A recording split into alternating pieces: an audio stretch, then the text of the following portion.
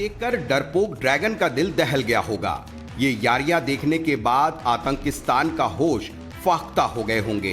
ये दोस्ताना देखकर दुनिया जरूर समझ गई होगी कि भारत किस मुकाम पर खड़ा है। हिरोशिमा में G7 की बैठक हो रही थी। प्रधानमंत्री नरेंद्र मोदी आकर अपनी सीट पर बैठ चुके थे। थोड़ी देर बाद अमेरिकी राष्ट्रपति जो बाइडेन की कार्यक्रम स्थल पर एंट्री होती है और आते ही उनकी निगाहें किसी शख्स को तलाशने लगती हैं।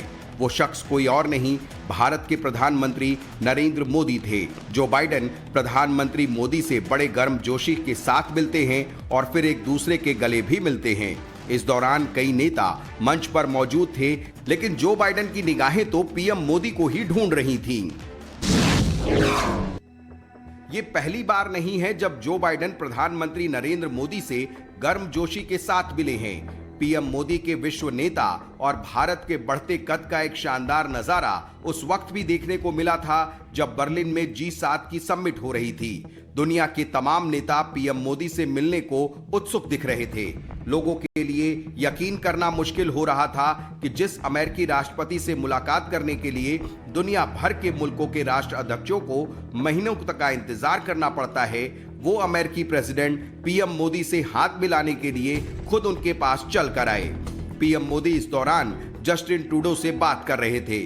तभी पीछे से बाइडेन खुद चलकर उनके पास आए और पीएम मोदी के कंधे के पीछे से हाथ रखकर उनसे मुलाकात की।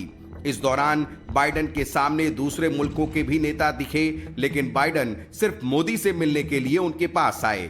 फिर दोनों नेताओं ने एक दूसरे का गर्मजोशी से स्वागत किया।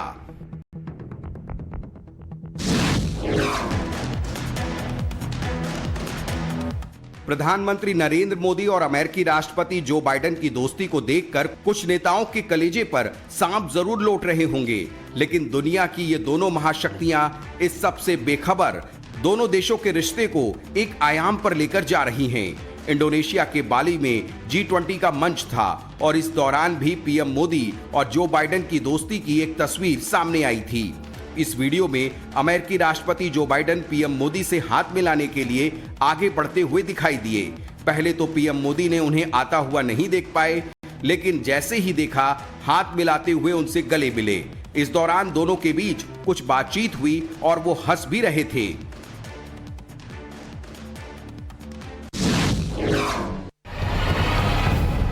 करीब 480 दिन से यूक्रेन और रूस युद्ध की भट्टी में तप रहे हैं। पुतिन की पावरफुल पलटन जेलेंस्की के जंगबाजों का नामो निशान मिटा देना चाहती है, तो वहीं यूक्रेन किसी भी कीमत पर घुटने टेकने को तैयार नहीं है। नतीजा 1 साल से ज्यादा का वक्त हो गया है और ये युद्ध जारी है। लेकिन ये वॉर वर्ल्ड वॉर न बन जाए, इसलिए दुनिया की उम्मीद भरी निगाहें देश के प्रधानमंत्री नरेंद्र दामोदर दास मोदी पर टिकी हैं। जापान में G7 का मंच सजा था और इस मंच पर दुनिया भर के दिग्गज इकट्ठा हुए, जिसमें प्रधानमंत्री नरेंद्र मोदी, अमेरिका के राष्ट्रपति जो बाइडेन समेत तमाम हस्तियां शामिल थीं। लेकिन इस मंच पर जंग से जूझ रहे जेलेंस्की ने भी पीएम मोदी से मुलाकात की। पीएम मोदी और यूक्रेनी राष्ट्रपति जेलेंस्की की मुलाकात इसलिए भी अहम है क्योंकि यूक्रेन कई बार भारत की तरफ उम्मीद भरी निगाहों से देख चुका है, क्योंकि मोदी और पुतिन के रिश्तों की मिठास किसी से छिपी नहीं है। तो क्या पीएम मोदी अब रूस यूक्रेन के बीच होने वाली जंग को रोकने के लिए अहम भूमिका निभाने वाले हैं? प्रधानमंत्री नरेंद्र मोदी के वैसे तो दुनिया के कई दिग्गज कायल हैं, लेकिन फ्रांस के राष्ट्रपति इमैनुअल मैक्रो प्रधानमंत्री मोदी के कितने मुरीद हैं, कई मौकों पर यह नजर आ चुका है। एक बार G7 के मंच पर पीएम मोदी और फ्रांस के राष्ट्रपति एक साथ नजर आए और इस दौरान भारत फ्रांस के रिश्तों पर दोनों देशों के बीच चर्चा हुई। साथ ही वैश्विक मुद्दों पर भी दोनों देशों के नेताओं ने बातचीत की। प्रधानमंत्री नरेंद्र मोदी जापान में हैं और अपने दौरे के दूसरे दिन मोदी ने हिरोशिमा में जापान के प्रधानमंत्री फूमियो किशिदा से मुलाकात की। इस दौरान जापान के प्रधानमंत्री फूमियो किशिदा ने पीएम मोदी से व्यापार, अर्थव्यवस्था, संस्कृति के मुद्दे पर चर्चा की और भारत जापान की मित्रता को बढ़ाने के तरीकों पर भी जोर दिया। और आपने G7 समिट में भारत को निमंत्रित किया। गौरतलब है कि पीएम मोदी और जापान के नए प्रधानमंत्री फूमियो किशिदा काफी अच्छी बॉन्डिंग शेयर करते हैं और ये बॉन्ड उस दौरान भी नजर आया जब जापान के पीएम भारत के दौरे पर आए थे और प्रधानमंत्री मोदी के साथ गोलगप्पे खाते नजर आए।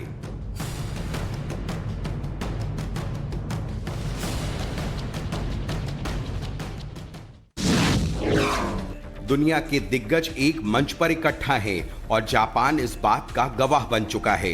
पीएम मोदी एक एक कर दुनिया के बड़े बड़े दिग्गजों से मुलाकात कर रहे हैं। पीएम मोदी ने इस मौके पर दक्षिण कोरिया के राष्ट्रपति यून सुक योल और फॉर्म मिंग चिन के साथ भी मुलाकात की और दोनों नेताओं से कई अहम वैश्विक मुद्दों पर बात की। पीएमओ के मुताबिक साउथ कोरिया के राष्ट्रपति और पीएम मोदी के बीच कई अहम मुद्दों पर काफी देर तक चर्चा हुई, जिसमें संस्कृति अहम मुद्दा रहा। दरअसल भारत और साउथ कोरिया दोनों ही देश अच्छी दोस्ती और गहरे सांस्कृतिक संबंधों को साझा करते हैं। प्रधानमंत्री ने हिरोशिमा में राष्ट्रपिता और अहिंसा के प्रतीक महात्मा गांधी की प्रतिमा का अनावरण किया। इस दौरान पीएम मोदी ने महात्मा गांधी को याद करते हुए कहा कि बापू के आदर्शों में जलवायु परिवर्तन और आतंकवाद की लड़ाई को जीतने का उत्तम से उत्तम मार्ग है। G7 समिट की मेरी इस विजिट में मुझे सबसे पहले पूज्य महात्मा गांधी की प्रतिमा का अनावरण का सौभाग्य मिलना ये अपने आप में एक बहुत ही बड़ा सुयोग है। आज विश्व क्लाइमेट और आतंकवाद की लड़ाई से जूझ रहा है। पूज्य बापू के आदर्श क्लाइमेट के साथ जो लड़ाई है उसे जीतने का उत्तम से उत्तम मार्ग है।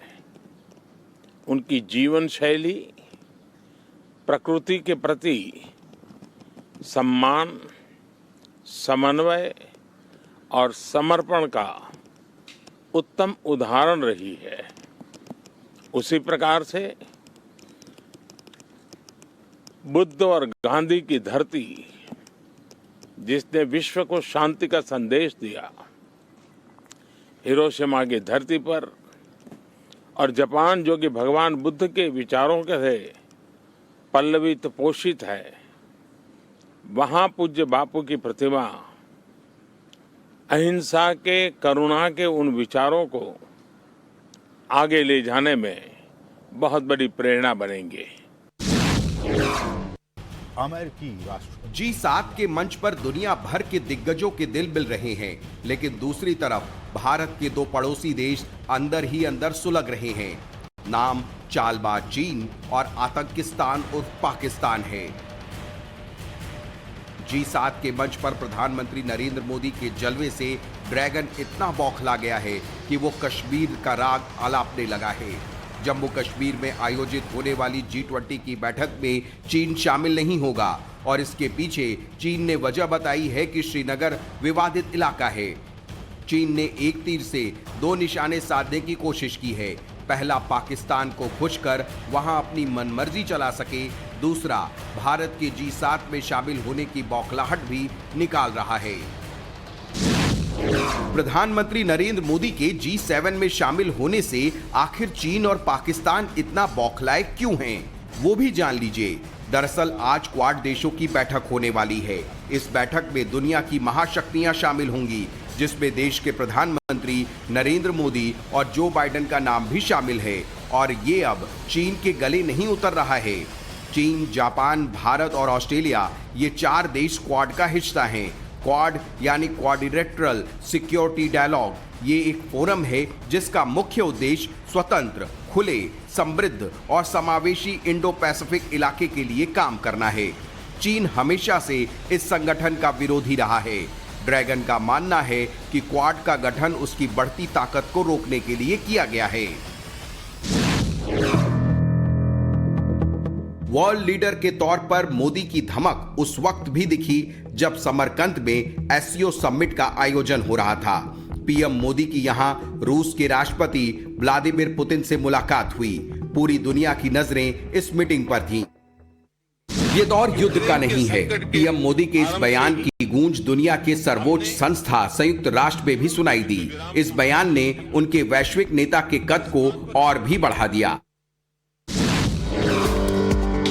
दुनिया में भारत का कद बढ़ाने में G20 समिट भी मील का पत्थर साबित हो रहा है। इसकी अध्यक्षता मिलने के बाद पीएम मोदी इसे सफल बनाने में जुटे हैं। जिस तरह से G20 समिट का सफल आयोजन भारत में हो रहा है, वो न सिर्फ पीएम मोदी के विश्व नेता वाली छवि में निखार ला रहा है, बल्कि इसकी वजह से भारत का भी दुनिया में कद बढ़ रहा है। पीएम मोदी देश के ही नहीं बल्कि अब ग्लोबल लीडर भी बन चुके हैं। हाल ही में ग्लोबल लीडर अप्रूवल रेटिंग्स में पीएम मोदी दुनिया के तमाम दिग्गज नेताओं को पीछे छोड़ दुनिया के टॉप लीडर में शुमार हुए।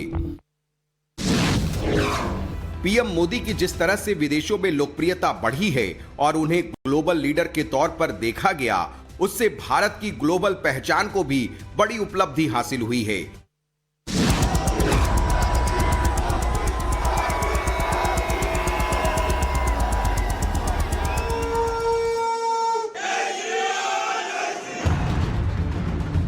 साल 2014 के मई महीने में नरेंद्र मोदी ने पहली बार पीएम के रूप में देश की सत्ता संभाली थी।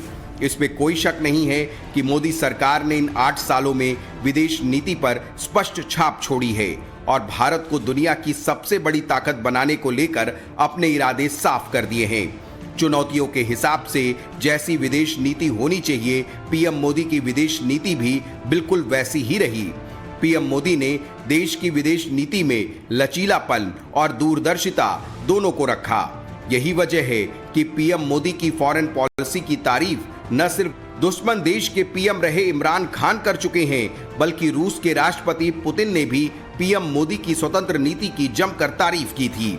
पीएम मोदी की फॉरेन पॉलिसी ऐसी रही है कि रूस और अमेरिका दोनों विरोधी देशों के साथ अपने रिश्तों को मजबूती से बनाए रखा है।